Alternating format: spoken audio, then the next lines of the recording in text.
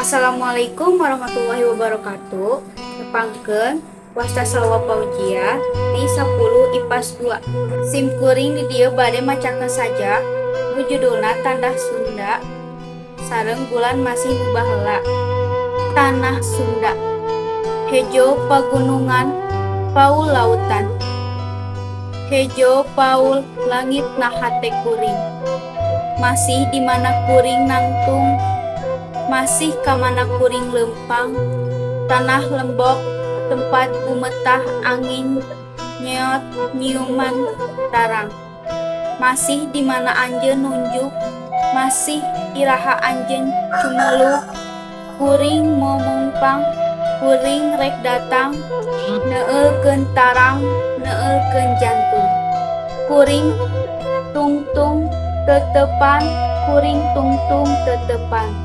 Tungtung bedil ngincer dada. Kuring geus nyaksian getih ngabaya bah getih maraneh hanana nu mika cinta anjeun. Kuring geus nyaksian panon carelong tangga jasad nu ruksak ngalungsar na dada anjeun. Hejo pagunungan, paul lautan. Taya kamarasan ngan katugenahan. Hejo pagunungan, paul lautan. Taya kantentraman ngan ancaman. Ngan lantaran kuring cinta, ngan lantaran kuring tresna, langit hibar, lembur musnah. Jalan lecek, ngabalungbung ka kota.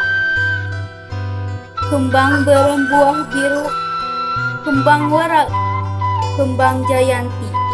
Tanah tempat kuring sideku, ngurangan mun kuring tepi ka pati. Bulan masih nu baheula, karasa ayeuna mah yan lalampahan teh geus natrat kajeung di pengkolan.